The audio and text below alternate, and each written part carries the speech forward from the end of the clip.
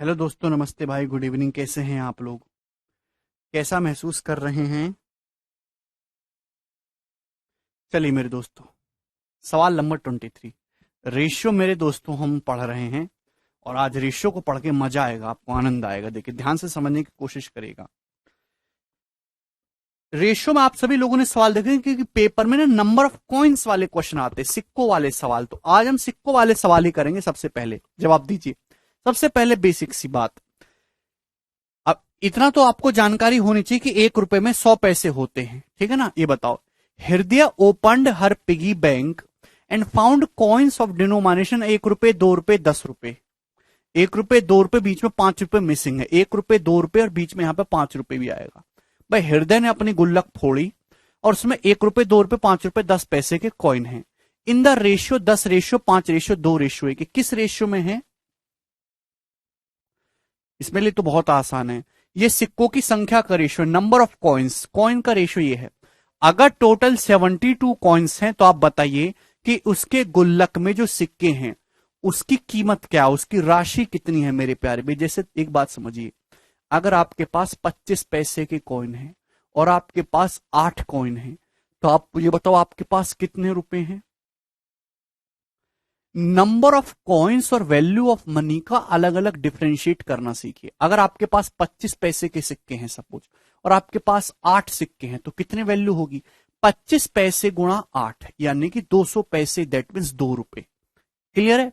तो मेरे दोस्त एक बात जवाब दीजिए, अगर आपके पास 1, 2, 5 और 10 रुपए के सिक्के हैं, किस रेशियो में? 10:5:2:1 के रेशियो में।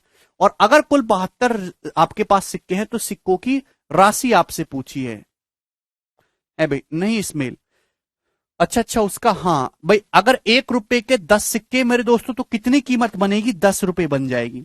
अगर 2 रुपए के 5 सिक्के हैं तो कितनी कीमत बन जाएगी? 10 रुपए बन जाएगी। अगर 5 रुपए के 2 सिक्के हैं तो कितनी कीमत बन जाएगी? 10 रुपए बन जाएगी। और अगर 10 रुपए का एक सिक्का है तो कितनी कीमत बन जाएगी? 10 रुपए बन जाएगी। तो टोटल कीमत बननी चाहिए मेरे दोस्तों 40 रुपए। 40 रुपए कीमत बननी चाहिए कि नहीं भाई? 1, 2, 5, 10 रुपए के सिक्के 10:5:2 के रेशियो में। तो 1 रुपए के 10 सिक्के तो 10 रुपए बनेगी। 2 रुपए के 5 सिक्के तो 10 रुपए कीमत बनेगी। 5 रुपए के 2 सिक्के तो 10। 10 रुपए का एक सिक्का तो कीमत कितनी होगी? 10। लेकिन मेरे प्यारे भाई, जो सवाल में बोला है कि कुल सिक्के 72 हैं, एक्चुअल में अगर आप ध्यान से देखेंगे कुल सिक्के हैं कितने?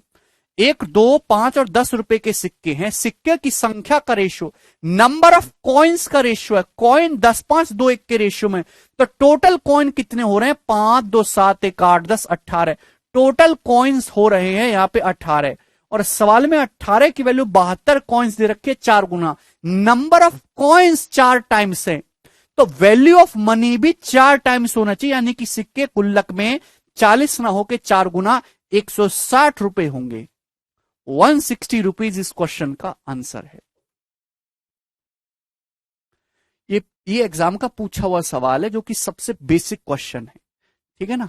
चलिए अब आगे चलते हैं मेरे दोस्तों। हाँ, इस क्वेश्चन को थोड़ा प्यार से आप लोग समझने की कोशिश करिएगा मेरे दोस्त, बहुत ही प्रेम भाव से मैं आपको समझाऊंगा।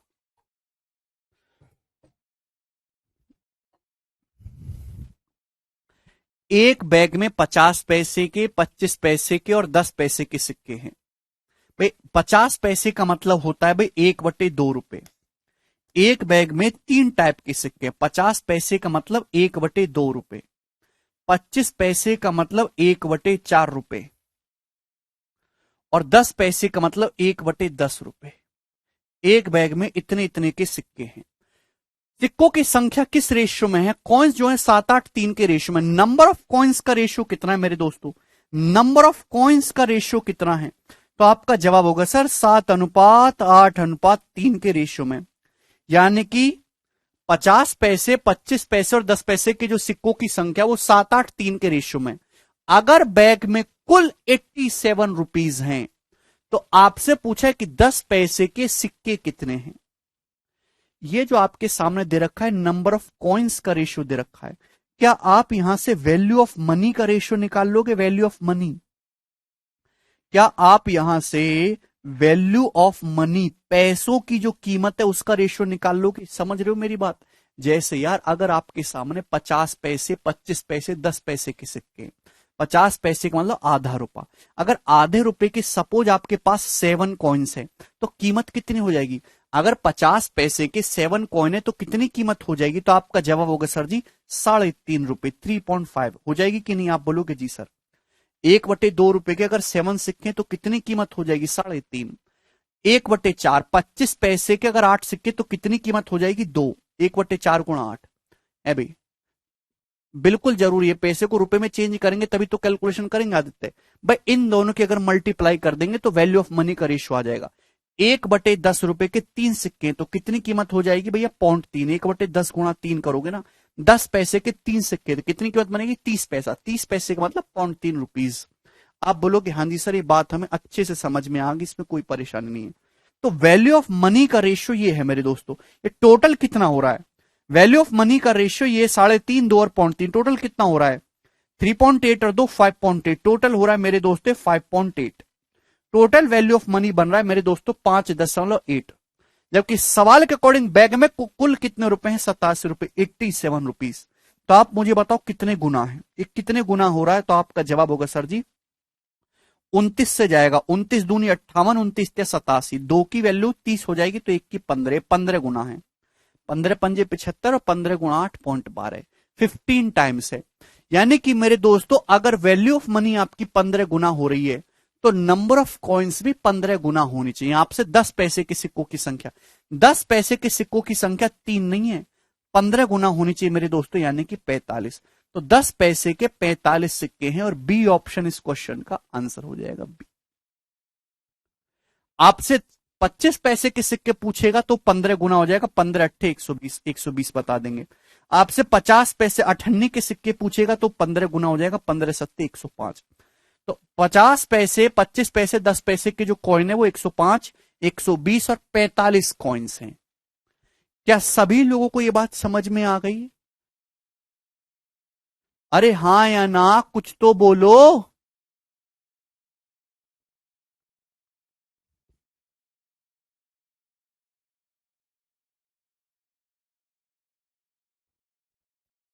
ये सबसे बेसिक सवाल होता है।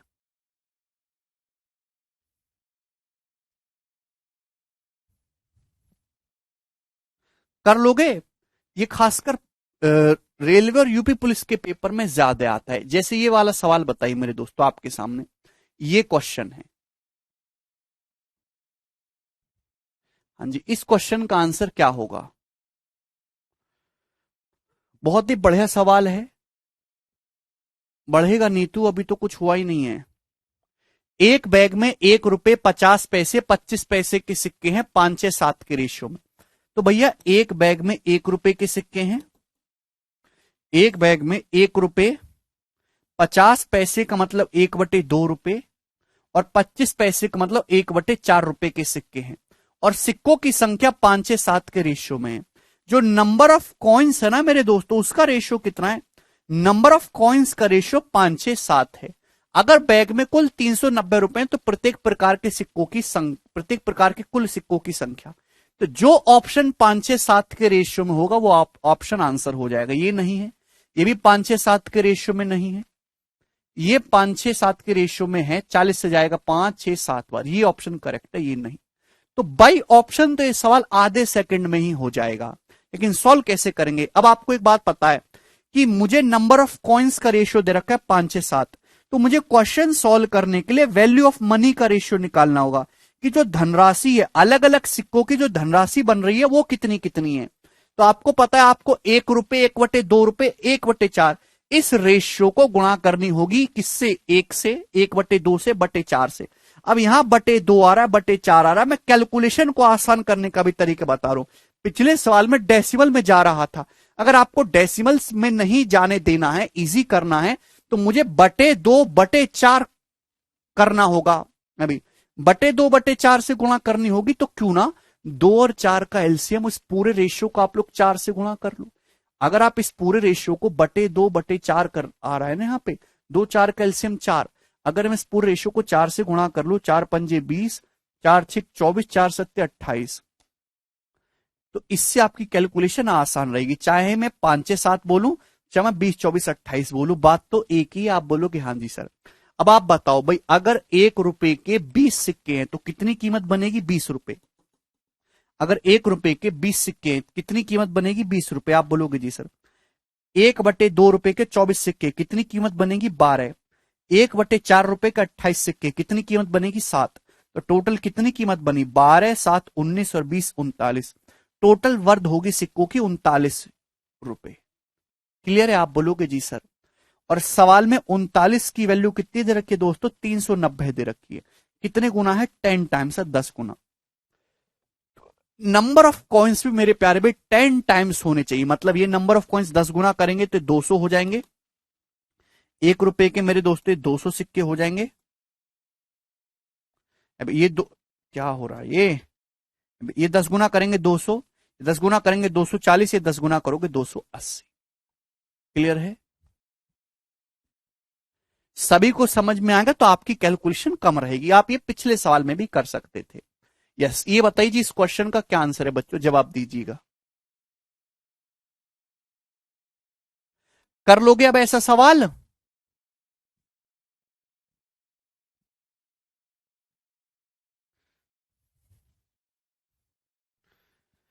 जय श्री राम।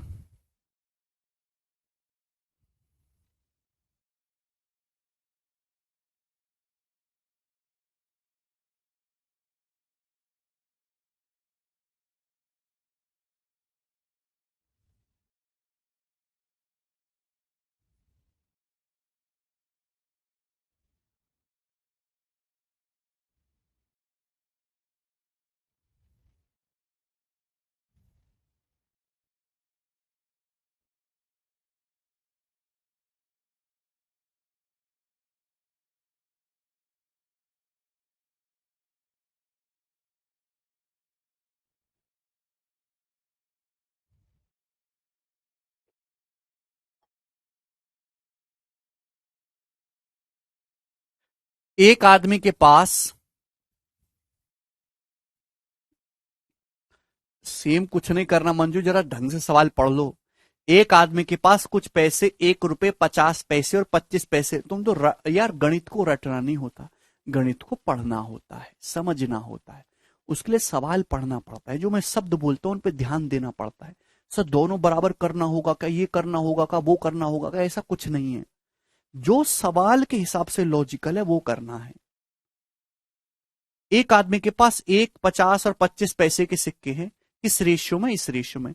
यदि उसके पास 50 पैसे के टोटल 96 सिक्के हैं तो आप बताइए उसके पास कुल कितने रुपए हैं? बिल्कुल बेसिक सवाल।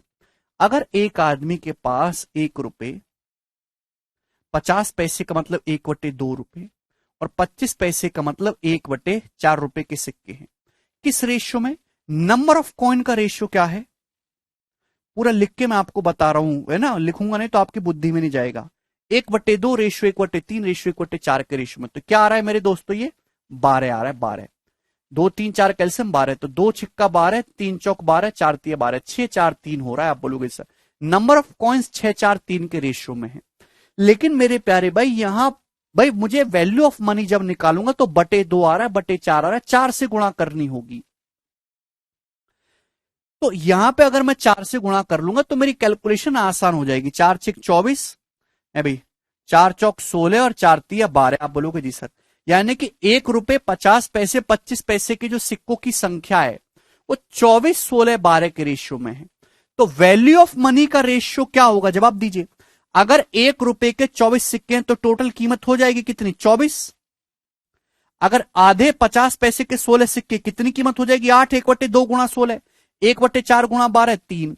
यानी कि टोटल हो जाएगा मेरे दोस्तों 24 8 32 और 3 35। टोटल हो जाएगा मेरे प्यार में 35 यूनिट। आप बोलोगे जी सर आपसे ही तो पूछा कि कुल कितने रुपए हैं। सवाल में बोल रखा कि 50 पैसे के 96 सिक्के हैं।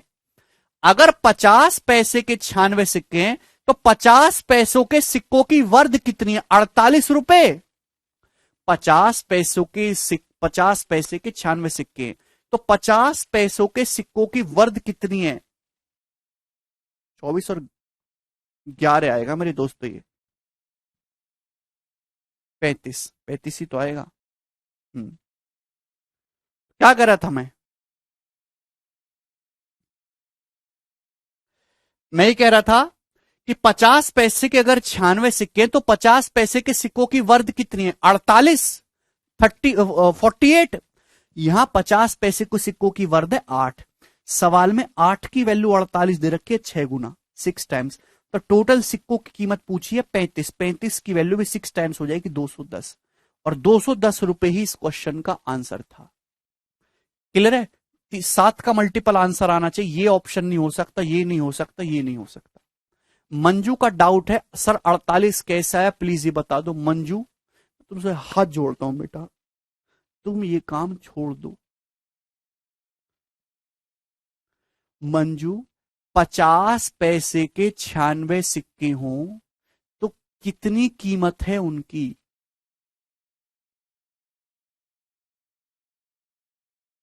मंजू बेटा, आपको खाना रोटी वगैरह बनाना आता है? कि आपको बहुत जरूरत पड़ने वाली है उस चीज की?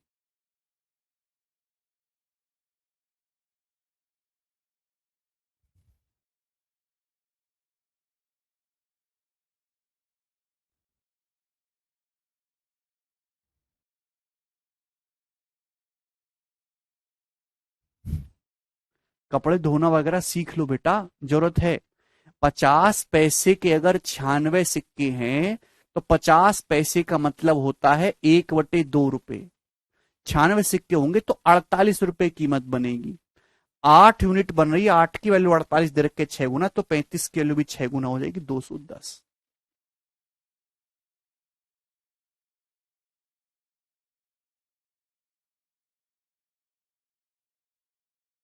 आप ऐसा सवाल कैसे पूछ सकते हैं? एक सरकारी नौकरी वाला व्यक्ति ये सवाल कैसे पूछ सकता है कि 50 पैसे के 96 सिक्के हैं तो 48 रुपए कैसे बन गए?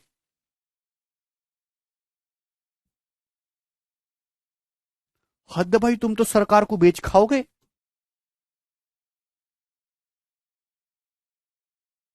बताओ अगला सवाल। नेक्स्ट सवाल नंबर 27, जवाब दीजिएगा। अमन अपनी मर्जी से मल्टीप्लाई कर दिया 4 से, इजी कैलकुलेशन के लिए बटे 2/4 करना था ना, तो आसान डाटे के लिए 4 से मल्टीप्लाई कर दिया मैंने पूरे रेशियो को। ये बताइए, एक बैग में 50 पैसे, 25 पैसे और 10 पैसे के सिक्के हैं। Okay, bag contains few coins of 50 पैसे, 25 पैसे एंड 10 पैसे can be expressed by 3 consecutive odd prime numbers that are in ascending order।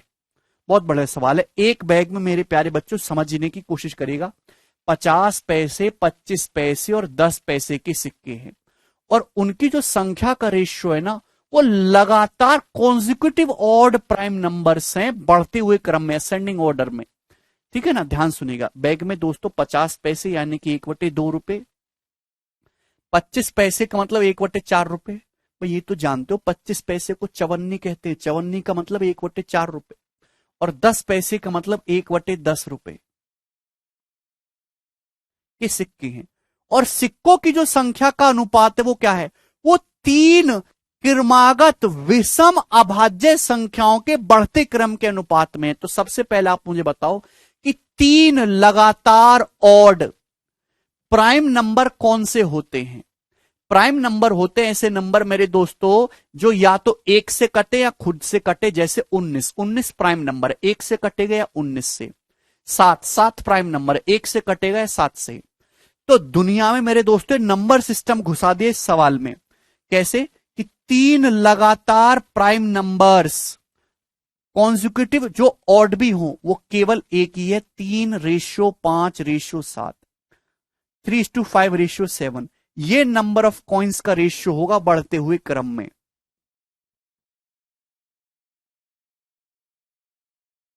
ठीक है,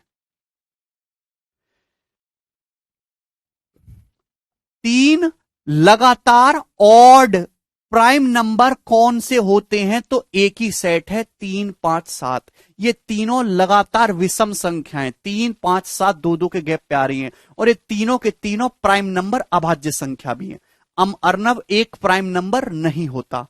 3, 5, 7, इसको ध्यान रख लीजिए, नंबर सिस्टम का एक कंसेप्ट है। 3, 5, 7 लगातार ऑड नंबर्स भी हैं और ये प्राइम भी हैं। Kumar, 1 is not a prime number. अभाज्य संख्याएं लेनी है और विषम संख्याएं लेनी है। विषम, विजय, केवल 3 5 7 ही है। कितनी बार बोलूं, 1 प्राइम नंबर नहीं होता। प्राइम नंबर के 2 फैक्टर होने चाहिए, 1 का केवल एक ही फैक्टर होता है। तो भाई ये नंबर ऑफ कॉइन्स का रेशियो हो गया 3 5 7। बैग में कुल 552 रुपए हैं। यदि 50 पैसे, 25 पैसे और 10 पैसे की संख्या को आपस में पलट दिया जाए भाई, तो आपसे पूछा बैग में कुल कितने रुपए बढ़ जाएंगे। यहां पे ये नहीं पूछेगा बैग में कुल कितने रुपए होंगे, आपसे पूछा बैग में कुल कितने रुपए बढ़ जाएंगे, ये सवाल है। करो, आपको क्वेश्चन समझ में आ गया क्या कहना चाह रहा है? सर दोवित भैया, मेरी हाथ जोड़ के विनती है, कृपया अगर आपको कुछ ना समझ में आया करे तो बकर बकर करने की बजाय एक बार सवाल पढ़ लिया करो। सवाल में क्या बोला है? विषम, 3 लगातार विषम, विषम, विषम अभाज्य संख्या। फिर से पढ़ो, 3 लगातार विषम, विषम ऑड अभाज्य संख्या, लगातार ऑड नंबर। अब समझ में आ गया क्या क्यों लिखा मैंने ये? 2 is not an odd number, 2 is even number. भगवान तुमको सद्बुद्धि दे और भगवान आपकी बीवी को ताकत दे तुम्हें झेलने की, या फिर तुम्हारी बीवी बिल्कुल ताड़का जैसी आए जो तुम्हारे मुंह में घूसा मार के तुमको तुम्हारी बत्ती सी तोड़ दे, जिससे तुम चुप रहो और उस बेचारी का दिमाग खराब ना करो। मैं आपकी बीवी की जो है अच्छी मानसिक स्थिति के लिए भगवान से दुआ करूंगा, अगरबत्ती जलाऊंगा। तो मेरे दोस्तों, एक बैग में 50 पैसे, 25 पैसे और 10 पैसे के सिक्के हैं, ठीक है भाई, जिसमें नंबर ऑफ कॉइन्स का जो रेशियो है 3:5:7 है ना। कॉन्सिक्यूटिव ऑड जो है मेरे दोस्तों ये प्राइम नंबर है। बैग में कुल 552 रुपए हैं।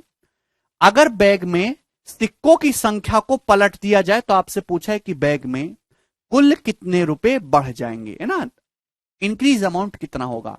तो मेरे दोस्तों यहां बटे 2, बटे 4 और बटे 10 आ रहा है। तो मुझे वैल्यू ऑफ मनी निकालने के लिए मल्टीप्लाई करनी होगी। जब मैं मल्टीप्लाई करूंगा तो डेसिमल में चला जाएगा और डेसिमल में जाने की वजह से आपकी कैलकुलेशन बढ़ेगी।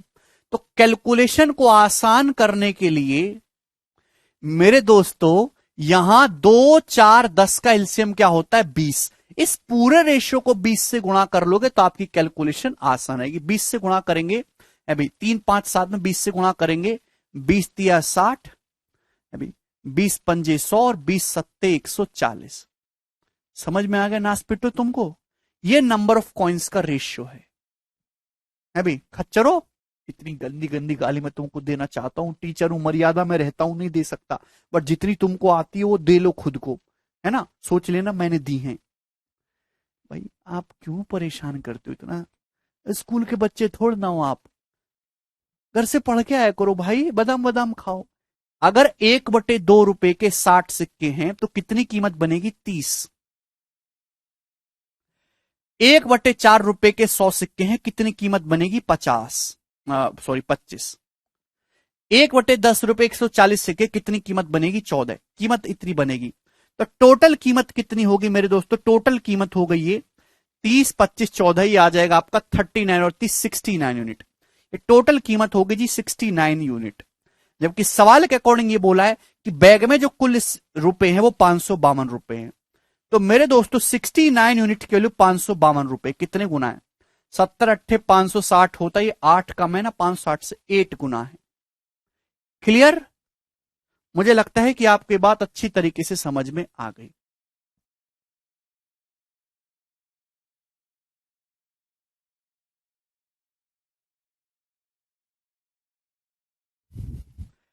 सवाल पूछा अगर बैग में सिक्कों की संख्या को पलट दिया जाए। पहले सिक्के क्या थे? पहले सिक्के मेरे दोस्तों 50 पैसे, 25 पैसे, 10 पैसे के थे। अब उल्टा कर दो, 10 पैसे, 25 पैसे, 50 पैसे, तो बीच वाला तो एज इट इज रहेगा, बीच वाला तो बीच में ही रहेगा भाई, ये पलट जाएगा। अभी ये 1/10 रुपए के कौन ये हो जाएंगे और 1/2 रुपए के कौन ये हो जाएंगे मेरे दोस्तों? आप बोलोगे हाँ जी सर। भाई पहले सिक्कों की संख्या, पहले सिक्के थे 50 और 25 पैसे 10 पैसे का, पलट देंगे तो 10 पैसे 25 पैसे 50 पैसे के हो जाएंगे। क्लियर है? आप बोलो कि हाँ जी सर बिल्कुल सही। तो मेरे प्यारे भाई, अगर 1/10 के 60 सिक्के तो कितनी कीमत बनेगी? 6। 1/4 के 100 सिक्के कितनी कीमत? 25 ही बनेगी मेरे दोस्तों। और अगर 1/2 के 140 सिक्के कितनी कीमत बनेगी? 70। गुणा करेंगे तो 70 25 95, 95 और 6 कितना हो गया जी? 101। तो अब सिक्कों की वर्द हो जाएगी 101। अब सिक्कों की कितनी कीमत हो जाएगी? वर्द 101, 101। क्लियर है मेरे दोस्तों? 101। इससे सरकार को फायदा है आपको हायर करके। फायदा क्या है? क्योंकि आप में इतनी बुद्धि है ही नहीं कि आप कुछ भ्रष्टाचार कर पाओ या 2-4 रुपए ऊपर की कमाई कर लो। उसके लिए तो बुद्धि चाहिए, भगवान ने दी नहीं। काम आपसे वो खच्चरों की तरह करवा ही सकते हैं।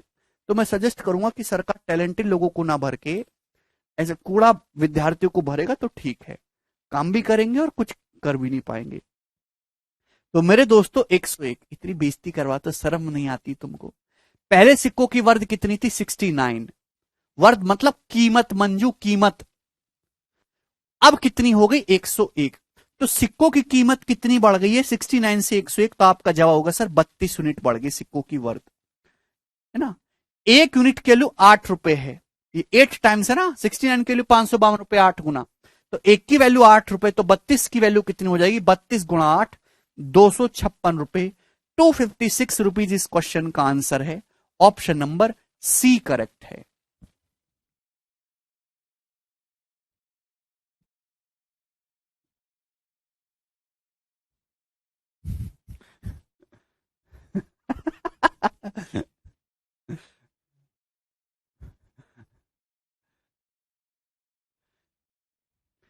कोई बच्चा ऐसा तो नहीं इस क्लास में जिसको डाउट आया हो इस सवाल में? इतने प्यार से समझाया, एक एक चीज खोल खोल के लिखिए डिटेल में। अब लिख भी दिया है कि ये क्या है। अब पेपर में जो थोड़ा ना लिखना होता है कि नंबर ऑफ कॉइन्स का रेशियो है, ये वैल्यू ऑफ मनी है, ये केवल मैंने आपको समझाने के लिए लिखा।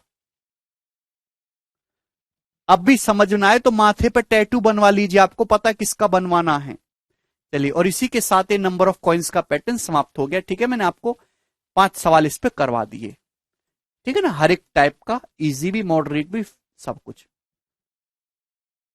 अब इसके बाद मेरे दोस्तों मिसलेनियस क्वेश्चंस, रेशियो के मिसलेनियस क्वेश्चन।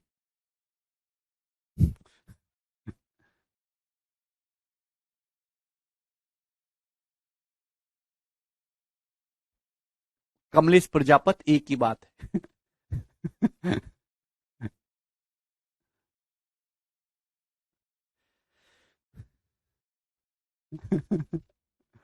जो पलटने को कहा था बेटा अरविंद, अगर आप कॉइन्स की संख्या को रिवर्स कर दोगे तो जाहिर सी बात है मेरे दोस्तों, रेशियो रिवर्स करो या नंबर ऑफ कॉइन्स रिवर्स करो, बात तो एक ही है।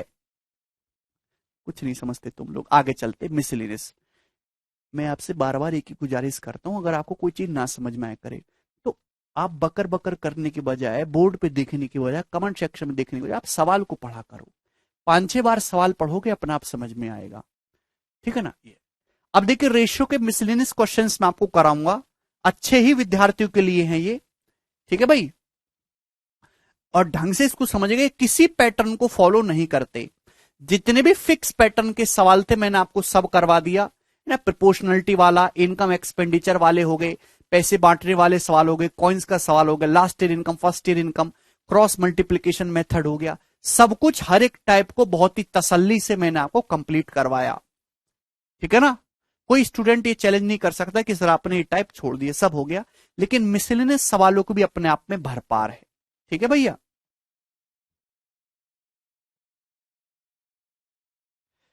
वो भी हम करेंगे। ठीक है, ऐसे सवालों को समझने के लिए आपकी लैंग्वेज बहुत अच्छी होनी चाहिए और आपको सारे बेसिक सवाल आने चाहिए रेशियो के। ये बताइए, the score of Amal and Bimal in examination are in the ratio 11:14।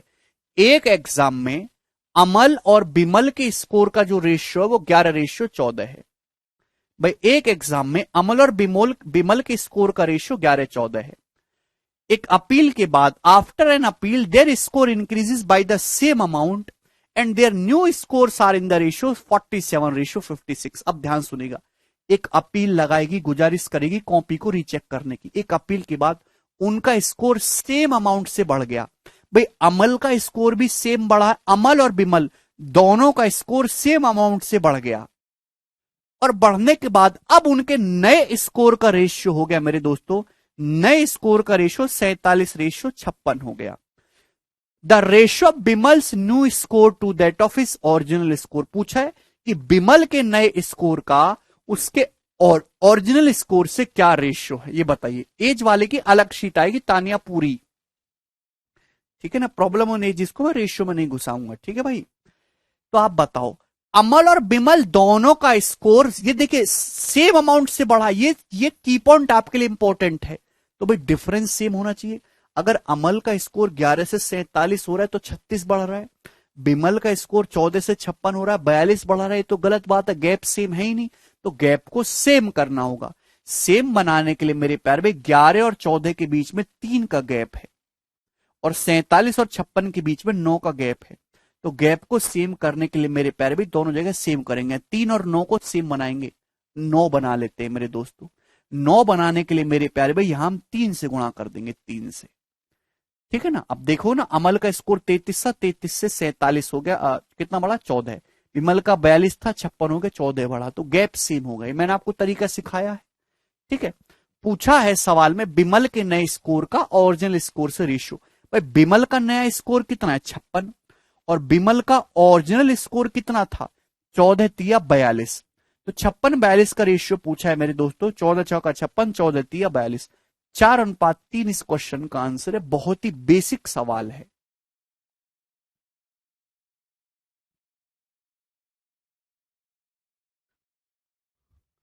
आज ही खत्म हो जाएगा भैया, रेशियो तो खत्म ही है, ठीक है ना। सवाल ही कितने शीट में, 53 सवाल है।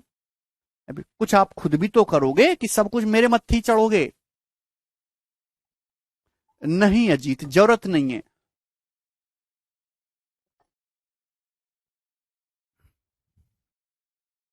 ये बताइए, राजू पिज्जा का 3/8, Raju ate 3/8 part of a pizza, Adam ate 3/10 part of remaining pizza. Pizza खाऊंगा मैं भी। Then Renu ate 4/7 part of pizza that was left. Renu ने बचे हुए पिज्जा का 4/7 हिस्सा खा लिया। What fraction of the pizza is still left. अभी भी पिज्जा का कितना भाग शेष बचा है, ये आपके सामने है। अभी भी पिज्जा का कितना भाग शेष बचा है, करिए, कौन करेगा जी, ऑप्शन आपके सामने। दोस्तों ये सवाल, क्या आपको ये सक्सेसिव नहीं दिखाई दे रहा, this is a question of successive. बस यहां पे परसेंटेज की बजाय फ्रैक्शन में लिखा हुआ है, बस यहां पे फ्रैक्शन में लिखा हुआ है परसेंटेज की बजाय। भाई रिमेनिंग में से रिमेनिंग खाते जा रहे हो। पिज्जा 3/8 पिज्जा राजू ने खाया, यानी कि मेरे दोस्तों 3/8 खा गया राजू। अगर 8 था तो 3 खा गया, बचा 5, रिमेनिंग 5। अब रिमेनिंग का 3/10 खाया कितने, एडम ने, यानी कि 10 था, तो बचा कितना, 7। फिर रिमेनिंग का बचे खुचे का 4/7 खागी रेनू, यानी कि 7 था, तो 4 खागी, बचा कितना, 3। तो रिमेनिंग में से खाते आप जा रहे, तो this is a successive. Successive की परिभाषा याद है आपको कि भूल गए, ठीक है भाई। तो आप इन तीनों की मल्टीप्लाई कर देंगे, 7 से 7 कट जाएगा, 5 से 10 2 बार चला जाएगा, यानी कि 8 दूनी 16 रेशो 3। तो पिज्जा जो बचा है वो 3/16 पार्ट बचा, यानी कि अगर ओरिजिनल 16 था पिज्जा, 16 यूनिट, 16 स्लाइस थी, तो अब केवल 3 स्लाइस बची है। 3/16 part of pizza is still left. आपसे पूछा कितना पिज्जा खा गए लोग, तो 13/16, 3/16 बाकी है, तो 13/16 खा गए। क्लियर है, आसान सवाल था दोस्तों। ये बताइए सवाल नंबर 30 क्या होगा जी इस प्रश्न का आंसर।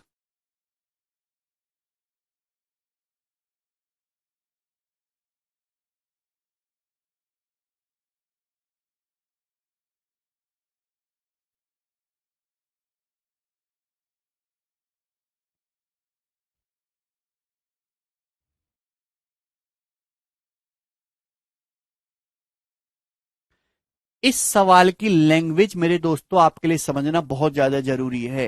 बहुत बहुत ज्यादा है।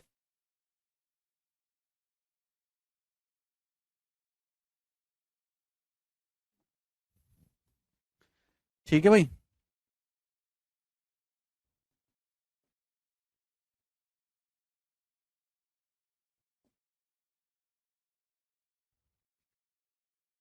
चलिए पहले हम इसकी लैंग्वेज को समझते हैं कि ये क्या कहना चाह रहा है। ठीक है दोस्त, व्हाट इज द सवाल।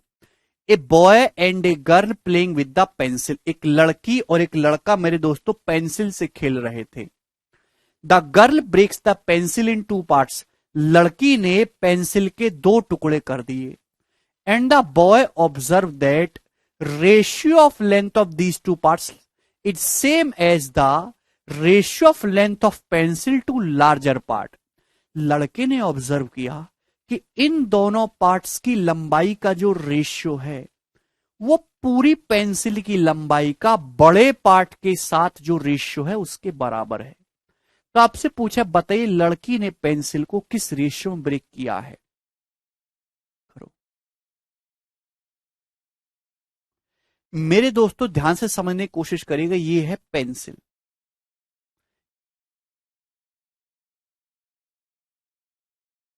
ये पेंसिल है। तो एक बॉय और गर्ल मेरे दोस्तों पेंसिल से प्ले कर रहे थे। लड़की ने पेंसिल को दो पार्ट में ब्रेक कर दिया। तो सपोज लड़की ने पेंसिल को यहां से ब्रेक कर दिया मेरे दोस्तों, तो एक बड़ा हिस्सा हो गया, एक छोटा हिस्सा हो गया। लड़के ने ऑब्जर्व किया कि इन दोनों पार्ट्स का रेशियो वही है जो मेरे प्यारे भाई पूरी पेंसिल की लंबाई का बड़े पार्ट के साथ रेशियो है। अब देखिए, अगर आपको सवाल करना चाहता है सॉल्व, तो मेरे दोस्तों कुछ बच्चे क्या करेंगे, बड़े पार्ट की लंबाई को x मानेंगे, छोटे पार्ट की लंबाई को y मानेंगे। बड़े पार्ट की लंबाई x मानी, छोटे की लंबाई y मानी, फिर रेशियो लेंगे। तो आपको इस सवाल में तो रेशियो ही निकालना है ना, तो दो दो वेरिएबल मानने की जरूरत नहीं है।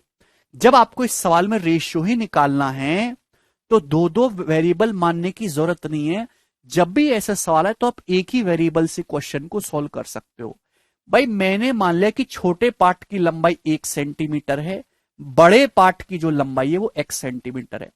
हमने मान लिया कि जो छोटे पार्ट है उसकी जो लंबाई है मेरे दोस्तों वो 1 सेंटीमीटर है और बड़े पार्ट की लंबाई है x सेंटीमीटर, क्योंकि रेशियो है। रेशियो में अगर आप छोटे हिस्से को कुछ मानोगे तो बड़ा हिस्सा उसी के हिसाब से एडजस्ट हो जाएगा।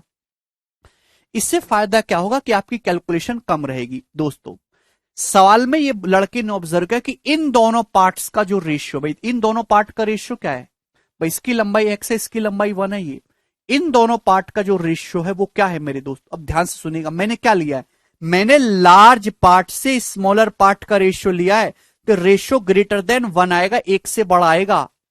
ये जो रेशियो है ये पूरी पेंसिल की लंबाई का बड़े पार्ट की लंबाई के साथ रेशियो है। आप बताओ पूरी पेंसिल की लंबाई कितनी है, पूरी पेंसिल की लंबाई x+1 है और बड़े पार्ट की लंबाई कितनी है मेरे दोस्तों, x+1/x। तो भाई ये रेशियो भी तो एक से बड़ा आएगा ना। पेंसिल की लंबाई को बड़े पार्ट की लंबाई से डिवाइड करेंगे तो ये रेशियो भी एक से बड़ा, ये रेशियो भी एक से बड़ा है। हाँ जी बिल्कुल सही, दोनों इक्वल हैं, गलती मत कर देना। नहीं हर्ष,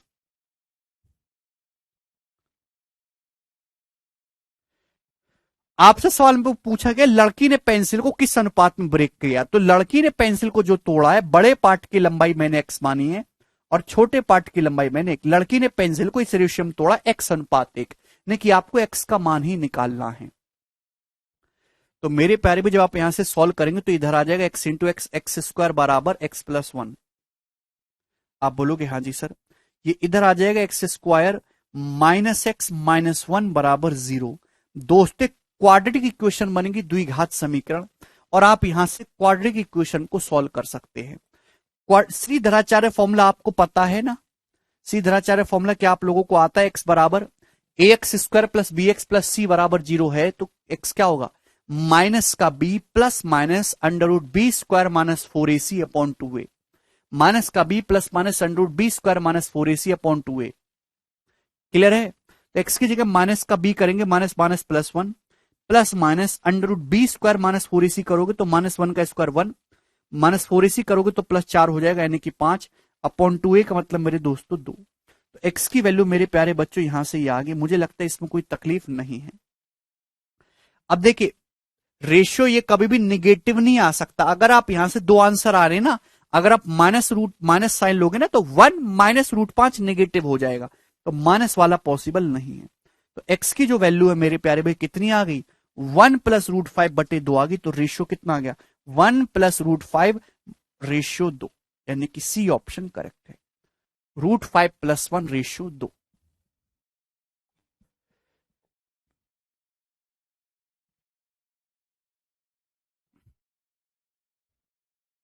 यस राहुल।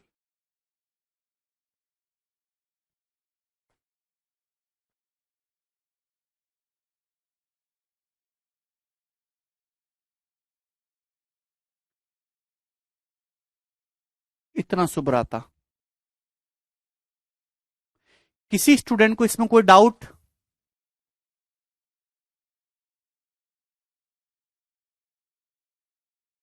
देखिए जब भी आपके सामने रेशियो आपको निकालना है और आपको दो वेरिएबल एज्यूम करने, तो आपको दो वेरिएबल की जरूरत नहीं है।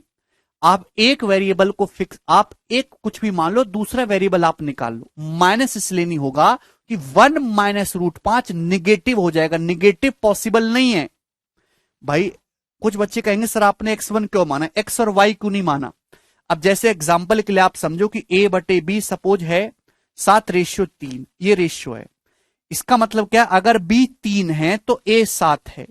ये रेशियो हमेशा फिक्स रहेगा, this is ratio, ratio is always fix. लेकिन अगर मैं आपसे कहूं कि b 1 है, b 1 है, तो a कितना करना होगा, a करना होगा जी 7/3। अगर b को 1 करोगे तो a 7/3 हो जाएगा, रेशियो a से b का 7/3 ही आएगा। यानी कि अगर आपने b को 1 माना तो a ऑटोमेटिकली उसके हिसाब से एडजस्ट हो जाएगा। सेम यही कि अगर आप यहां पे इसको x मानते, इसको y मानते, दो दो वेरिएबल आते, क्वाड्रिक फिल भी सॉल्व करनी होती, लेकिन लिखना ज्यादा पड़ता। तो आपको रेशियो निकालना है, दो वेरिएबल मानने की जरूरत नहीं है। आपने एक मान लिया भाई कि ये एक फिक्स है, तो इसको आपने x मान लिया, x सॉल्व कर लो, आपका उत्तर आ जाएगा। बाकी अब अलजेब्रा में सीखना, इससे ज्यादा आपको नहीं समझ आएगा। ठीक है जी, आगे चलिए सवाल नंबर 31। नहीं ये तो रेशियो है ना प्रदीप, एक्स्ट्रा लेंथ नो नहीं निकाल सकते ना पेंसिल की।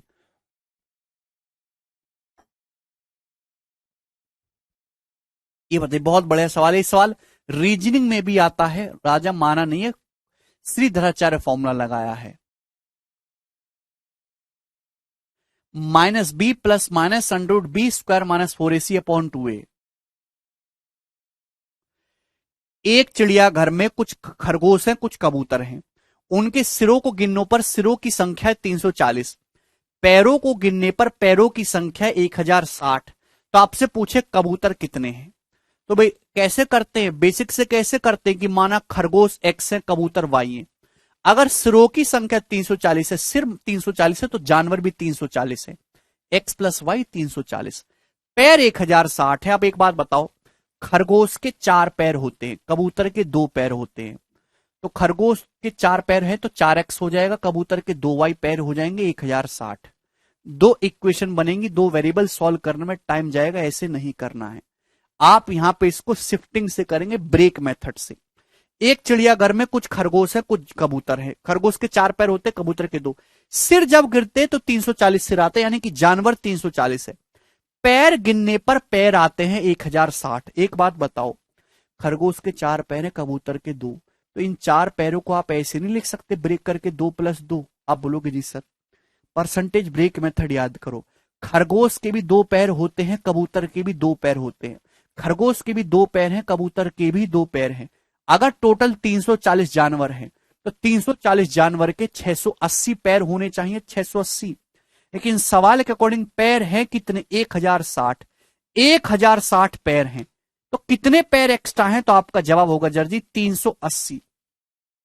380 पैर एक्स्ट्रा हैं। ये 380 पैर एक्स्ट्रा कैसे आए, ये 380 पैर एक्स्ट्रा कैसे आए? तो आपका जवाब होगा सर इस खरगोश की वजह से। ये हर एक खरगोश 2 पैर, हर एक खरगोश 2 पैर एक्स्ट्रा रखता है, तो 380 पैर एक्स्ट्रा है। यानी कि 380 पैर एक्स्ट्रा है तो कितने खरगोश रहे होंगे? 190 खरगोश रहे होंगे। तो खरगोश की संख्या 190 आ गई। टोटल जानवर तो 340 है, 340 में से 190 खरगोश से घटाएंगे तो बाकी कितना बचा? 150, 150। तो कबूतर जो है वो 150 है। बी ऑप्शन ये आंसर है। कबूतर 150 है। मुझे लगता है ये समझ में आ गया है आपको। आगे चलेंगे, अगला सवाल, सवाल नंबर 32। श्रीमती गिरी ने 1 दर्जन चूड़ियां खरीदी। एक दिन वह सीढ़ियों से फिसलकर गिर गईं। ज्ञात कीजिए इनमें से कौन सा एक अनुपात टूटने वाली तथा ना टूटने वाली चूड़ियों का नहीं हो सकता। 1 दर्जन का मतलब होता है 12 चूड़ी। दर्जन नाम सुने कभी जिंदगी में? डजन। 1 दर्जन चूड़ी खरीदी, 12 चूड़ी सीढ़ियों से गिर पड़ी, कुछ टूटी कुछ ना टूटी। तो टूटने वाली और ना टूटने वाली चूड़ियों का रेशियो क्या नहीं हो सकता? देखिए रेशियो जो भी होगा, रेशियो ऐसा होना चाहिए कि जोड़ के 12 से कट जाए। ये हो सकता है 3 और 1 4, ये हो सकता है 2 3 5, ये रेशियो नहीं हो सकता। सी ऑप्शन ये भी हो सकता है कि अगर टोटल 12 चूड़ी है, 12 को 2:3 में बांटेंगे तो फ्रैक्शन में चला जाएगा और चूड़ी कभी फ्रैक्शन में नहीं टूटेगी। तो this option can't be correct. C. बड़ा ही बेसिक सा सवाल है, ये बताइएगा जल्दी से। अगला सवाल आपके सामने, बहुत बढ़िया सवाल है, शानदार सवाल है, करिएगा। बैंकिंग का सवाल है। A man can type 20 line in 10 minute. एक आदमी जो है, एक आदमी 10 मिनट में 20 लाइन टाइप करता है। But he leaves 8% margin on each line. लेकिन वो हर लाइन में 8% मार्जिन छोड़ता है। मार्जिन का मतलब वो 8% जगह खाली छोड़ता है। 8% जगह खाली छोड़ता है, वो 92% जगह पर ही लिखता है।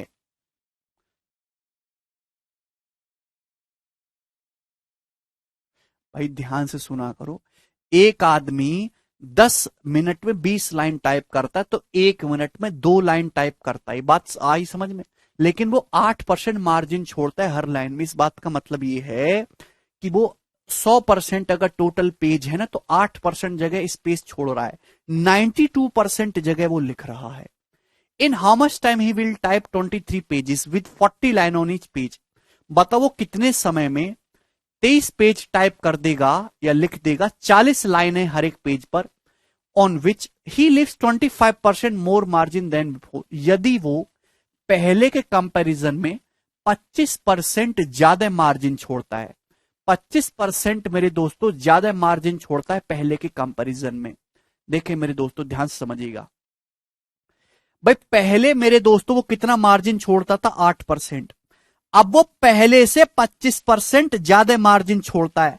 8% का 25% कितना होता है? पहले कितनी जगह खाली छोड़ता था? 8%। अब 25% अधिक छोड़ रहा है। ऐसा मत कर देना कि 8 + 25 33 कर दो, नहीं। पहले अगर 8% जगह खाली छोड़ रहा था, अब 8% से 25% ज्यादा है। 8% का भी 25% होता है 2%, यानी कि अब वो 10% जगह खाली छोड़ रहा है। पहले 8% मार्जिन छोड़ रहा था, अब 10% मार्जिन छोड़ रहा है। एक बात बताइए, उसे क्या टाइप करना है? उसे 23 पेज टाइप करने। कितने टाइप करने? 23 पेज टाइप करने। एक पेज पे 40 लाइन है, उसे इतनी लाइन टाइप करती है, इतनी लाइन उसे लिखनी है। और हर लाइन पे वो कितना मार्जिन छोड़ेगा? 10%।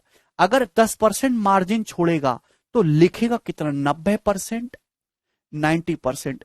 यानी कि ये उसे टोटल काम है जो उसे टाइपिंग का करना है। ये टोटल काम है जो उसे टाइपिंग का करना है।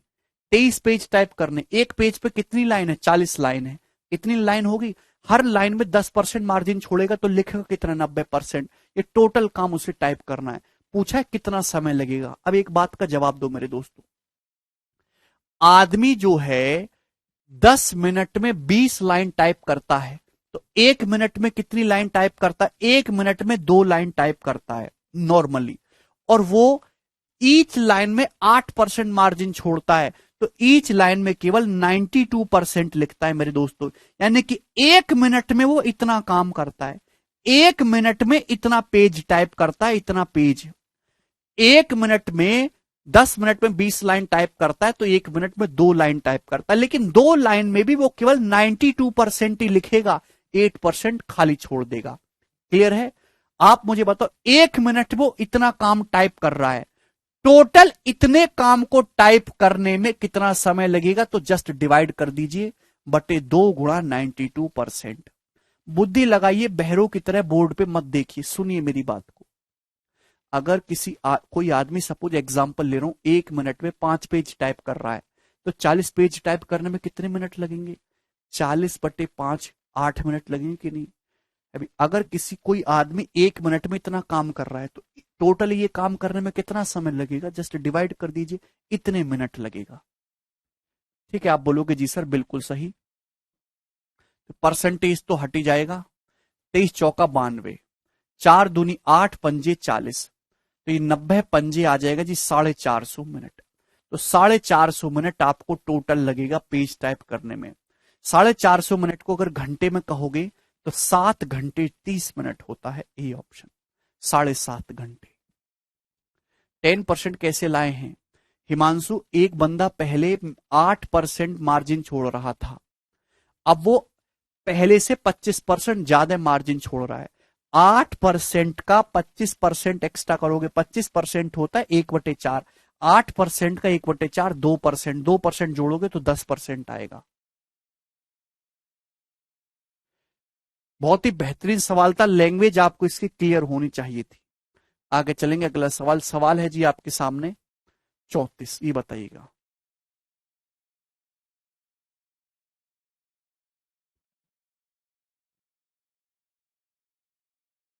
बोलो next question.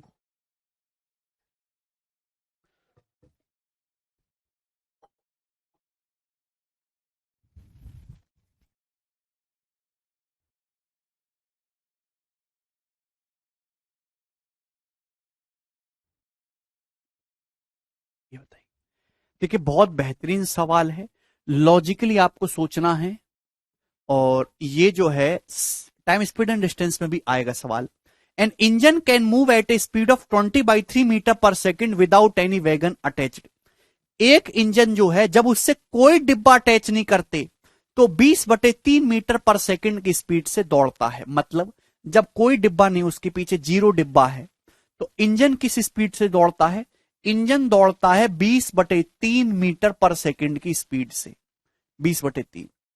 Reduction in the speed of train is directly proportional to the square root of the number of wagons attach to the engine. सवाल की दूसरी लाइन को ढंग से पढ़िए।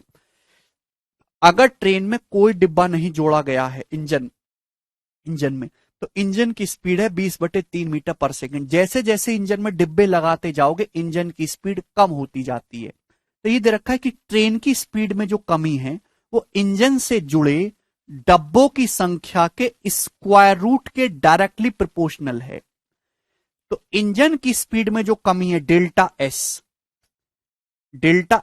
एस मतलब स्पीड, डेल्टा मतलब कमी। डेल्टा एस जो है इंजन की स्पीड में जो कमी है वो इंजन के पीछे जो डब्बे लगाए गए हैं, डब्बों की संख्या के स्क्वायर रूट, वर्गमूल के डायरेक्टली प्रोपोर्शनल है, ऐसा सवाल में बोला गया है।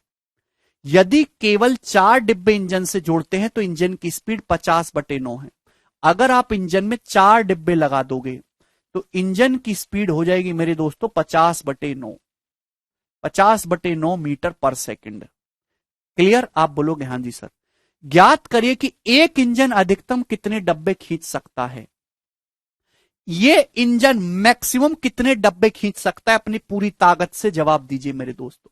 सवाल की लैंग्वेज को 2 बार और पढ़ो।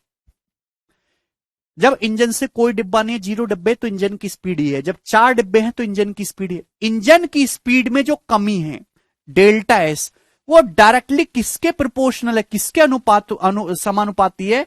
डिब्बों की संख्या के स्क्वायर रूट के। क्लियर है?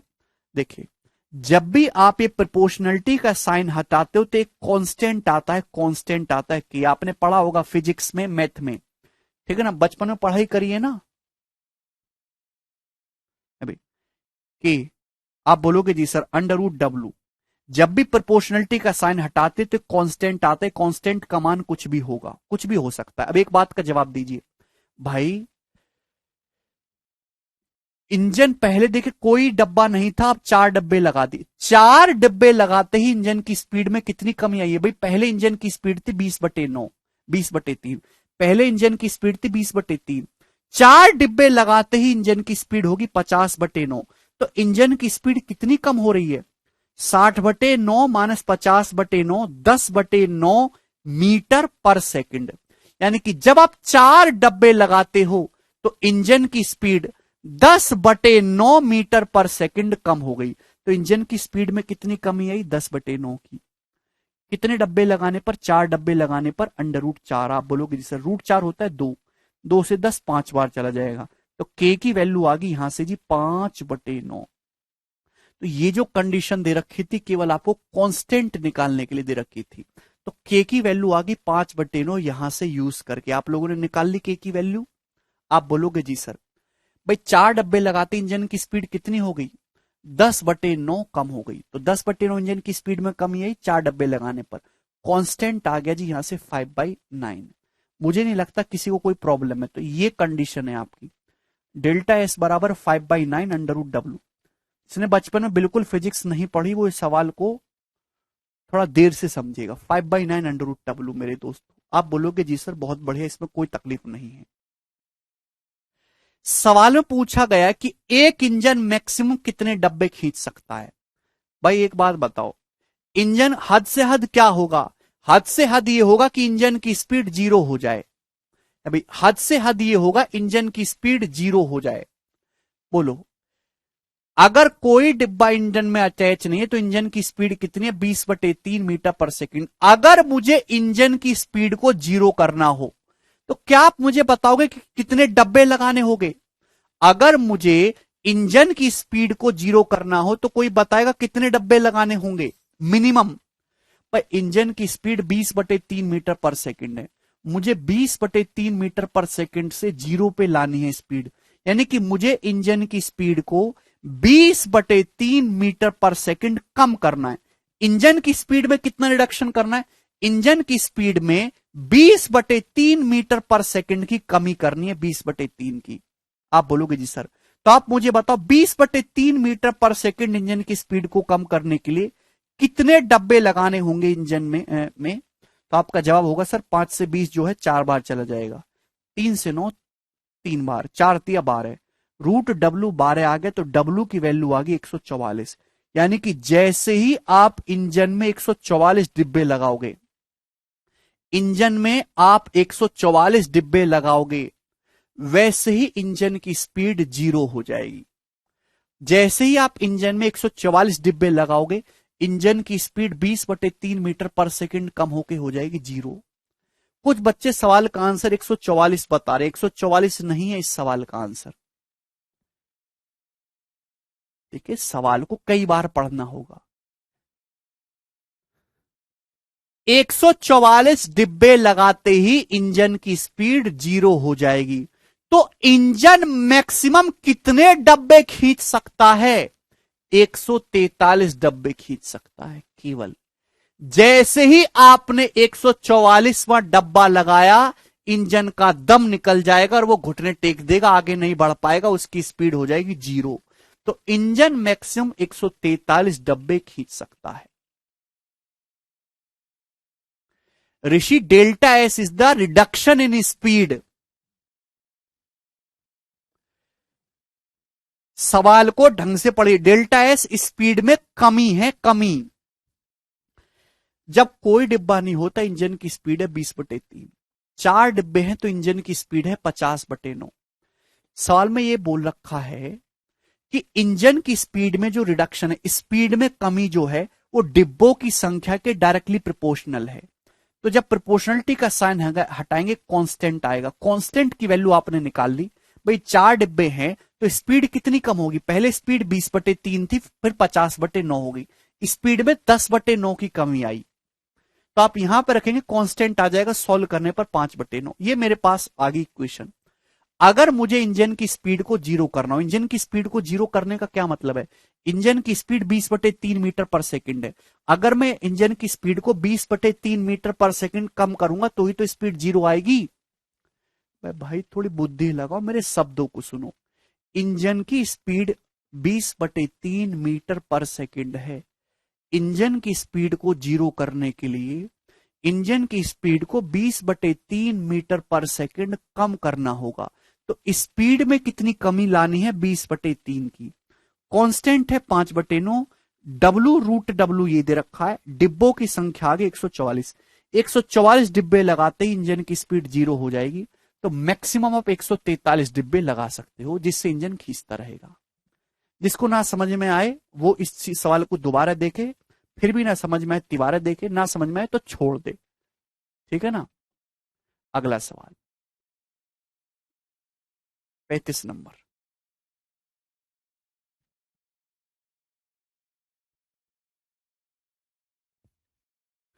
बहुत बढ़िया सवाल, बहुत तगड़े तरीके से करना है। Two candles with same length light up at same time. दो मोमबत्तियां बराबर लंबाई की, उनको एक समय पर जलाया गया एक साथ। पहली मोमबत्ती 8 घंटे में जल जाएगी पूरी, दूसरी मोमबत्ती 6 घंटे में पूरी जलेगी। Rate of burning is different for both candles. ऐसा क्यों हुआ? दो मोमबत्ती बराबर बराबर लंबाई की हैं, लेकिन एक जलने में 8 घंटे ले रही है, एक 6 घंटे ले रही है। क्यों? क्योंकि दोनों की जलने की, दोनों मोमबत्ती की जलने की जो दर है, जो बर्निंग रेट है, वो अलग अलग है। भाई ये धीरे जल रही है तो 8 घंटे ले रही है, जल्दी जल्दी जल रही है तो 6 घंटे में ही समाप्त हो जा रही है। आफ्टर स्टार्ट ऑफ बर्निंग, जलाने के कितने समय के बाद, ratio of their length will be 3:1। उनकी लंबाई का रेशियो 3:1 होगा। जवाब दीजिए, कितने समय के बाद उनकी लंबाई का रेशियो 3:1 होगा? दोनों लंबाई की जवाब देंगे। ऑप्शन आपके सामने है। बहुत बढ़िया सवाल है, बहुत बढ़िया। सबसे पहले आप एक बात बताओ, आपको लंबाई तो माननी ही पड़ेगी भाई, दोनों मोमबत्ती की बराबर बराबर है, कुछ ना कुछ तो मानना ही पड़ेगा। अब मानने से आसान है, एक्स मानने से बढ़िया है कि आप एलसीएम ले लो। भाई पहली मोमबत्ती 8 घंटे में जल जाती है, दूसरी मोमबत्ती 6 घंटे में जल जाती है। तो 8 और 6 का एलसीएम कितना आ जाएगा? 24। 24। तो भैया मैंने दोनों मोमबत्ती की लंबाई को 24-24 मान लिया कि दोनों मोमबत्ती की जो लंबाई है वो 24 सेंटीमीटर की है। अगर पहली मोमबत्ती 8 घंटे में जलती है तो ये इसका बर्निंग रेट क्या है? 3 सेंटीमीटर पर आवर। ये 1 घंटे में कितनी जलती है? 3 यूनिट, 3 सेंटीमीटर पर आवर। दूसरी मोमबत्ती 6 घंटे में जलती है, तो किस स्पीड से जल रही है? 24/6 4। 4 सेंटीमीटर पर आवर। 1 घंटे में केवल ये 4 सेंटीमीटर जलती है। तो मैंने दोनों मोमबत्ती की लंबाई को 8-6 कैल्शियम 24 सेंटीमीटर मान लिया। अगर ये पूरी 8 घंटे में जल रही है तो 1 घंटे में कितनी जल रही है? 3। 1 घंटे में कितनी जल रही है? 4। आपसे पूछा बताओ कितने समय के बाद दोनों मोमबत्ती की लंबाई का रेशियो 3:1 होगा। भाई मैंने मान लिया कि टी आवर्स के बाद, माना स्टार्टिंग में जलाने के टी आवर्स के बाद दोनों की लंबाई का रेशियो 3:1 होगा। अब बताओ भाई पहली मोमबत्ती 1 घंटे में 3 सेंटीमीटर जलती है, तो टी घंटे में कितनी सेंटीमीटर जल जाएगी? 3T, 3T जल जाएगी। आप बोलोगे जी सर 24 सेंटीमीटर लंबाई थी, अगर 3T जल जाएगी तो बचेगी कितनी? 24 - 3T। दूसरी मोमबत्ती 1 घंटे में 4 सेंटीमीटर जलती है, तो टी घंटे में कितनी बर्न होगी? 4T। 24 में से अगर 4T बर्न हो जाएगी तो बचेगी कितनी? ये माइनस कर देंगे। आपसे यही पूछा है कि कितने समय के बाद दोनों की लंबाई का रेशियो 3:1 होगा। तो यही रेशियो आपको कितना करना है? 3:1। दोनों की लंबाई का रेशियो यही 3:1 होना चाहिए। बताओ जितने भी बच्चे लेक्चर देख रहे हैं इसमें किसी स्टूडेंट को डाउट तो नहीं?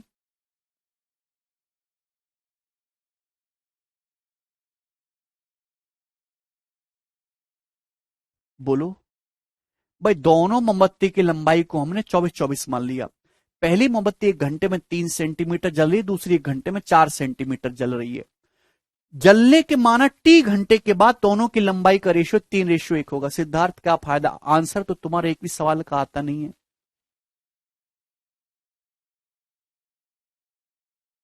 एक भी सवाल का आंसर आता है तुम्हारे सिद्धार्थ? कचरा बुद्धि, धरती पे बोझ।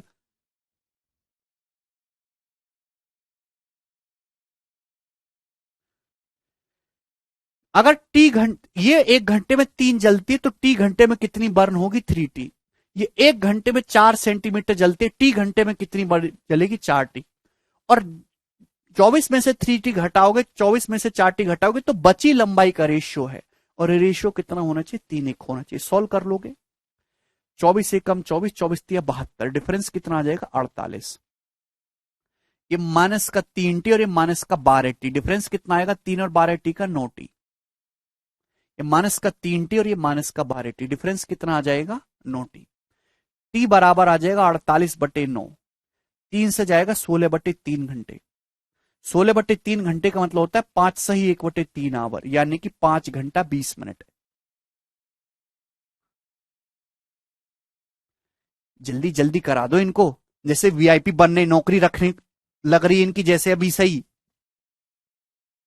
ठीक करा दो। क्या करेगा जल्दी करके? कटोरा लेगा हाथ में? एक तो ऐसी सवालों में ऐसी हो रखी है बालकों की, जल्दी करा दो। तो 2 दूनी 4 चल रहा है, ये जल्दी करा दे। एक सवाल समझा के देख तू, ये सवाल तू इन गधों को आधे घंटे में भी समझा दे तू, यहां खड़े होके। है कमेंट सेक्शन है तो बकर बकर कुछ भी कर दो। एक भी सवाल का उत्तर आ नहीं रहा, जल्दी करके क्या 4 डालेगा? हैं गर्दन उखाड़ दूंगा। करो 36 नंबर सवाल।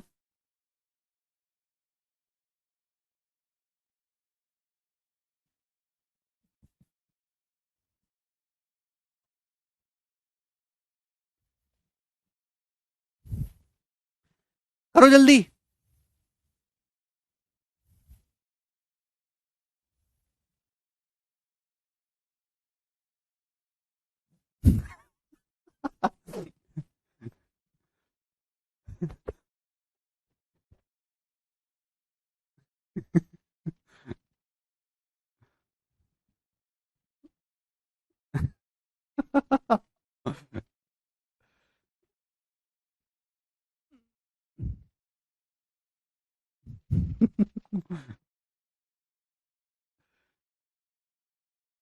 नहीं, कुछ अलग करने की जरूरत नहीं आदित्य, जितना मैं करा रहा हूं मेंस के लिए काफी है।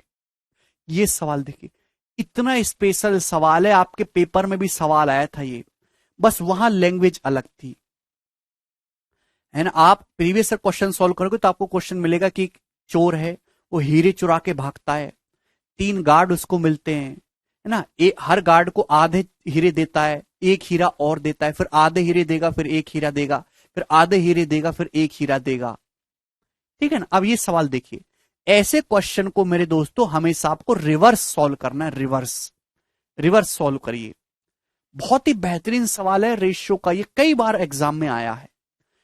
एमटीएस के पेपर में भी ऐसा सवाल आया था दोस्तों रिसेंट में। देखो, एक सज्जन ने कुछ बच्चों का दावत निम्न तरीके से करने का फैसला लिया।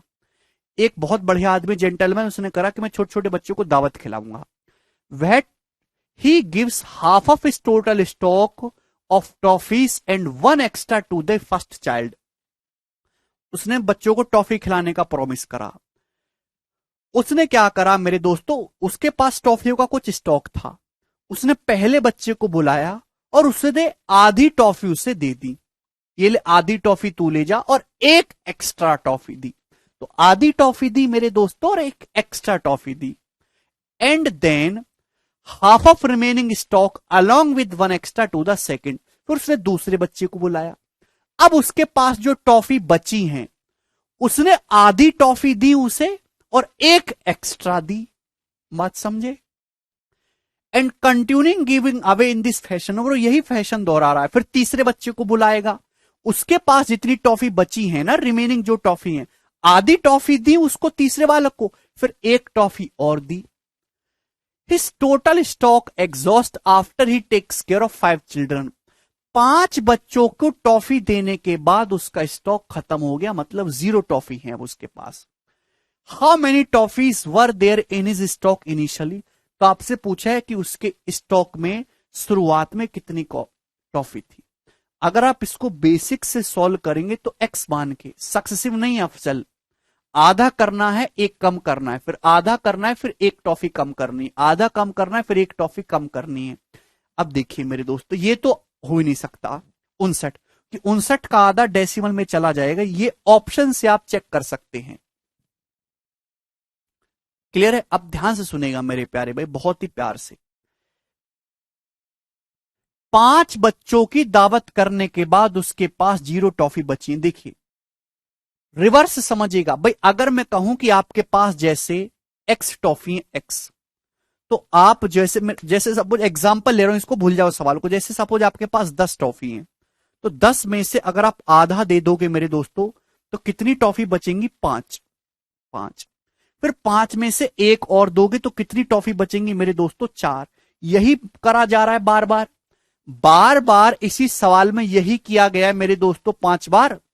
एग्जाम्पल के लिए अगर 10 टॉफी है तो आप आधी टॉफी दे दोगे तो आपके पास आधी बचेंगी 5।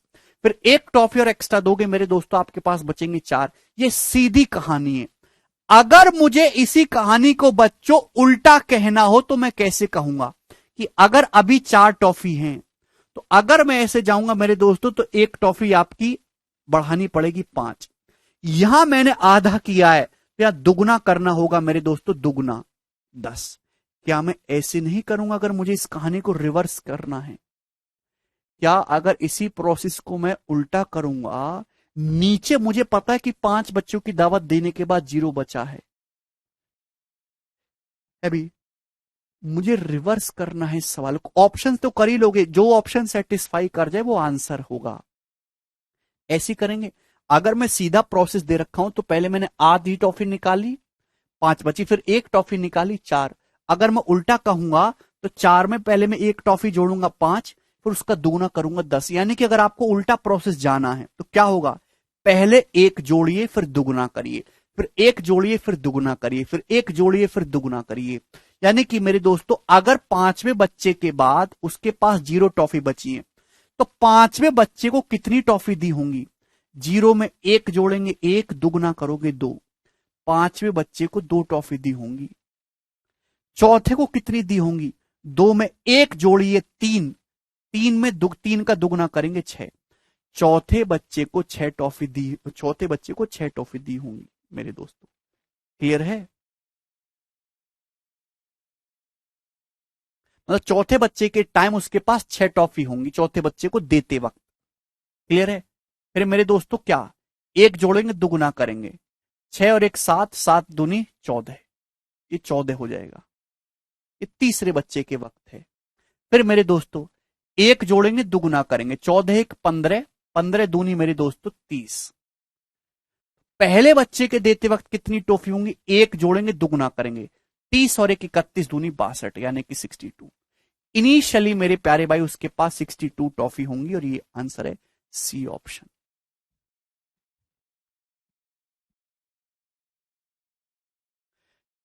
एक जोड़ना है, दुगना करना है। अभी ये पहले बच्चे के वक्त 62 टॉफी है, दूसरे के वक्त 30 है, ये 14 है, ये 6 है, और मेरे दोस्तों 2 है, और 5वें बच्चे को देते ही खत्म हो गई। तो आपको रिवर्स प्रोसेस करना है। एक जोड़ेंगे दुगना करेंगे, एक जोड़ेंगे दुगना, एक जोड़ेंगे दुगना, एक जोड़ेंगे तिगुना। अगर पेपर में मेरे प्यारे भाई अगर कुछ और भी डाटा होता, बड़ा भी होता, कठिन भी होता, तो इस रिवर्स वाले तरीके से आप ऐसे सवालों को आसानी से कर सकते हैं। ऑप्शन से भी हो सकता है, जो ऑप्शन सेटिस्फाई कर जाए वो आंसर होगा। 62 टेस्ट सेटिस्फाई कर रहा है, ठीक है ना? ये केवल अभी आपको पहली बार पढ़ो इसलिए आसान लग रहा है, दूसरे सवाल में अप्लाई करना 5-10 सेकंड में सॉल्व हो जाएगा। ठीक है? ऑप्शन से कैसे करेंगे कि भाई ये तो उत्तर हो नहीं सकता, क्योंकि आपको आधा करना है फिर एक कम करना है। अगर मैंने 60 मान लिया, 60 का आधा करोगे भाई 30 टॉफी दे दी, एक टॉफी और दी 29, 29 बची। फिर दूसरे बच्चे को 29 का आधा दोगे तो डेसिमल में चला जाएगा, पॉसिबल नहीं है। 64 मानूंगा, 64 का आधा दोगे पहले बच्चे को 32, फिर एक दोगे 31, 31 बची।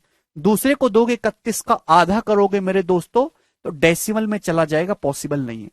62, 62 है, आधी दी 31, एक और दी बची 30, 30 का आधा दूसरे को दी 15, एक और दी बची 14, 14 का आधा 7 दी, एक और दी बची 6, 6 का आधा 3 दी, एक और दी बची 2, 2 का आधा 1 दी, 1 और दी, बची 0, सेटिस्फाई कर रहा है, ये आंसर है। आगे चलते, दोनों तरीके से बता दिया मेरे दोस्तों। सवाल नंबर 37, इस क्वेश्चन का क्या आंसर है, जवाब दो फटाफट करिएगा।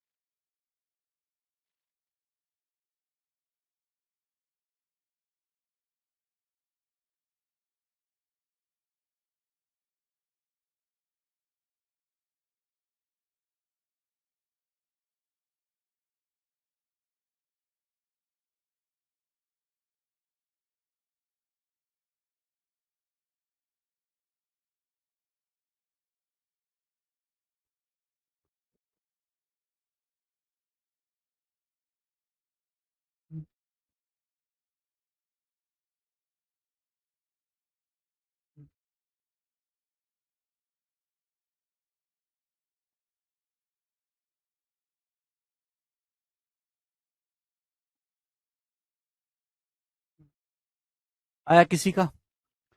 एक व्यक्ति ने 4 जोड़े काले मोजे और कुछ जोड़े भूरे मोजे खरीदे। मोजे मतलब जुर्राब, सॉक्स। काले मोजे के जोड़ों का जो मूल्य है भूरे मोजे के जोड़ों के मूल्य का दुगना है ना? The price of black pair of double black pair is double the brown pair. While preparing the bill, bill prepare करते समय clerk did a mistake, clerk ने एक मिस्टेक कर दी। And interchange the number of black and brown pair, उसने black और brown pair के जो है नंबर्स को इंटरचेंज कर दिया। And this increase the bill by 50%, और इससे बिल का जो अमाउंट है वो 50% बढ़ गया। The ratio of number of black and brown pair of socks in the original order, जो ओरिजिनल ऑर्डर दिया गया था उसमें ब्लैक और ब्राउन पेयर के सॉक्स का रेशियो क्या था, ये आपसे पूछा गया, जवाब दीजिए। देखिए, एक आदमी ने ऑर्डर किया 4 पेयर ब्लैक सॉक्स और माना x pair brown socks, x pair brown socks. Clear? आप बोलोगे जी सर ब्लैक पेयर का जो प्राइस है वो ब्राउन पेयर का दुगना है, यानी कि अगर ब्राउन पेयर 1 रुपए का मिल जा रहा है आपको तो ब्लैक पेयर आपको 2 रुपए का मिलेगा। ये बात आपको समझ में आ रही है? अगर आपको ब्राउन पेयर 1 रुपए का मिल रहा है तो ब्लैक पेयर आपको 2 रुपए का मिलेगा। तो आप मुझे बताओ कि बिल कितने का बनना चाहिए? अगर ब्लैक पेयर 2 रुपए का है, आपने 4 ब्लैक पेयर ली हैं तो 8 रुपए, 8 रुपए मेरे दोस्तों। आप बोलोगे जी सर बिल्कुल सही, प्लस ब्राउन पेयर आपने एक्स ऑर्डर करे हैं, एक ब्राउन पेयर 1 रुपए का है तो यानी कि 8 प्लस एक्स रुपए, ये आपका ओरिजिनल बिल होना चाहिए। This is your original bill, ये ओरिजिनल है। लेकिन हुआ क्या? हुआ है कि गलती से इंटरचेंज कर दिया ब्लैक और ब्राउन पेयर की संख्या को, यानी कि ब्लैक पेयर तो ले लिए एक्स, ब्लैक पेयर तो ले लिए मेरे दोस्तों एक्स, और ब्राउन पेयर ले लिए उसने 4। गलती से ऑर्डर लिखते समय रिवर्स कर दिया। अब अगर ब्लैक पेयर एक्स कर दोगे और एक ब्लैक पेयर 2 रुपए का है तो 2x रुपए के होंगे। ब्राउन पेयर 4 कर दोगे, एक ब्राउन पेयर 1 रुपए का है तो मेरे दोस्तों 2x प्लस 4 रुपए का बिल बन जाएगा। अब ब्लैक पेयर कितने हो गए मेरे दोस्तों? एक्स, ब्राउन पेयर 4, रिवर्स कर दिया। ब्लैक पेयर 2 रुपए का, ब्राउन पेयर 1 रुपए का, तो अब बिल बनेगा टोटल 2x प्लस 4। ये नया बिल है, न्यू बिल। क्वेश्चन के अकॉर्डिंग जो नया बिल है वो ओरिजिनल बिल से 50% ज्यादा है। 50% का मतलब आधा, यानी कि ओरिजिनल बिल के मुकाबले नया बिल 50% ज्यादा है। यानी कि अगर ओरिजिनल बिल 2 का था ना, अगर आपका ओरिजिनल बिल दोस्तों 2 का था तो नया बिल 1 एक्स्ट्रा यानी कि 3 का है। आप बोलोगे जी सर बहुत बढ़िया। तो यहां से जब कैलकुलेट करेंगे 3 अट्ठे 24 -8 16 बराबर, ये 3x माइनस 2 दूनी 4x, ये x आ जाएगा, तो x 16 आ गया मेरे प्यारे भाई। यानी कि मेरे दोस्तों x की वैल्यू 16 आ गई सॉल्व करने के बाद। आपसे पूछा है ओरिजिनल बिल में ब्लैक और ब्राउन पेयर का रेशियो। तो भाई ओरिजिनल बिल में ब्लैक पेयर तो 4 थे और ब्राउन पेयर थे मेरे दोस्तों 16। तो ब्लैक और ब्राउन पेयर का जो रेशियो था वो 1:4 था, यानी कि सी ऑप्शन इस क्वेश्चन का आंसर है। काफी बच्चे 1:2 बता रहे हैं, जो कि गलत है। वर्षा लैंग्वेज पढ़ो 2-3 बार। मुझे लगता है कि ये बात आपको समझ में आ गई है। आगे चलेंगे अगले सवाल की तरफ। 38 नंबर, ये बताइए इस क्वेश्चन का क्या आंसर है।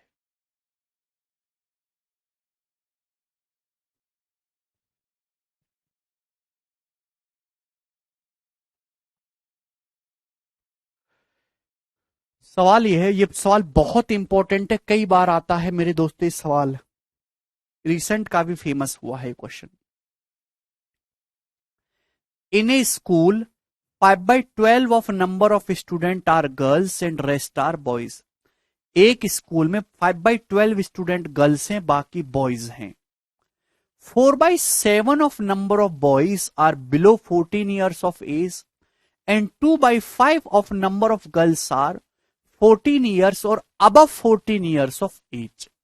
If the number of students below 14 years of age is 1120, अगर 14 साल से कम उम्र के स्टूडेंट 14 साल से कम उम्र के स्टूडेंट 1120 हैं, then the total number of student in the school. तो आपसे पूछा बताइए स्कूल में टोटल कितने स्टूडेंट हैं। अब मेरे दोस्तों मैं यहां पे लिख रहा हूं बॉयज, यहां पे लिख रहा हूं मैं गर्ल्स। सवाल में ये बोला गया है मेरे दोस्तों कि एक स्कूल में 5/12 स्टूडेंट गर्ल्स हैं, है भाई, बाकी बॉयज हैं। यानी कि अगर टोटल 12 है, अगर टोटल 12 स्टूडेंट है तो उसमें से 5 गर्ल्स है और 7 बॉयज हैं। तो बॉयज और गर्ल्स की संख्या का रेशियो कितना है, 7:5। बॉयज और गर्ल्स की संख्या का रेशियो 7:5 है। क्लियर है।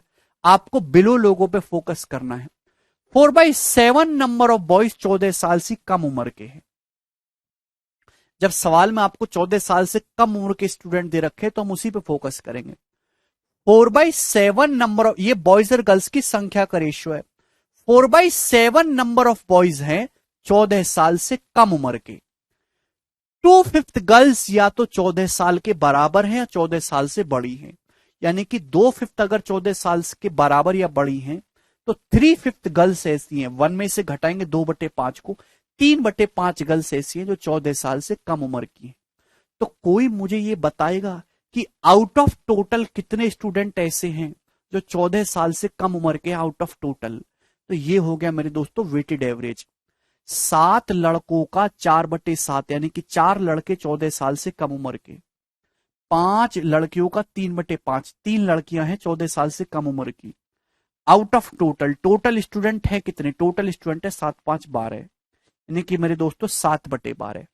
7/12 स्टूडेंट ऐसे हैं आउट ऑफ टोटल, क्या गए वेटेड एवरेज से 7/12, यानी कि अगर टोटल 12 स्टूडेंट हैं तो उसमें से 7 स्टूडेंट ऐसे हैं जो 14 साल से कम उम्र के हैं।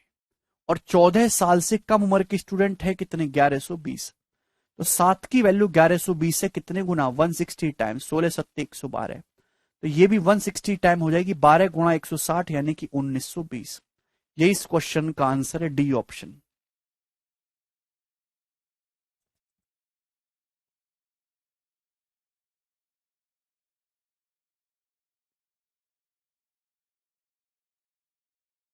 12 का मल्टीपल भी देख सकते हैं। आगे चलेंगे नेक्स्ट सवाल की तरफ। 39 नंबर, ये बताइएगा मेरे दोस्त।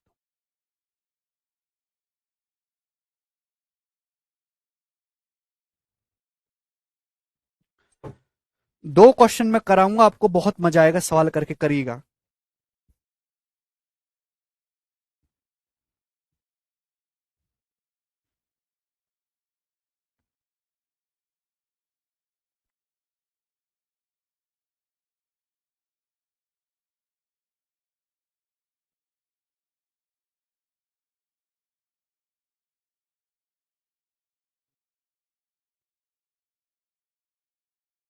आशीष, तुमने सुना मैंने क्या कहा?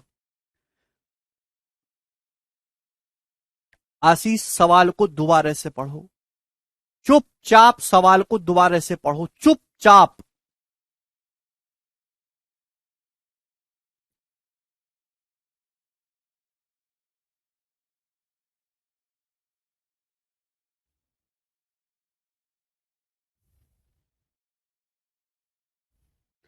चौदह साल से कम उम्र पे फोकस करना है।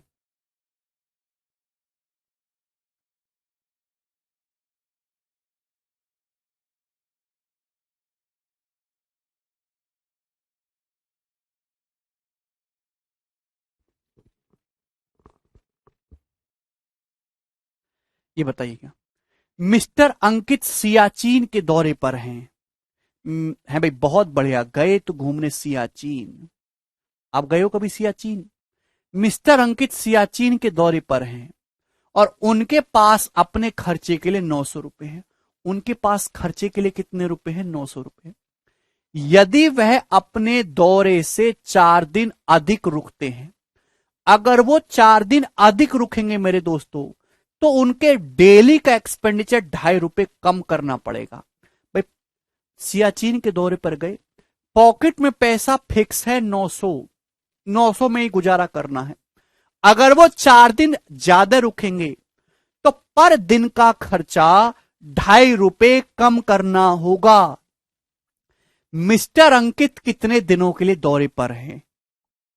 मिस्टर अंकित कितने दिनों के लिए जो है दौरे पे गए हैं? आप बोलोगे जी सर।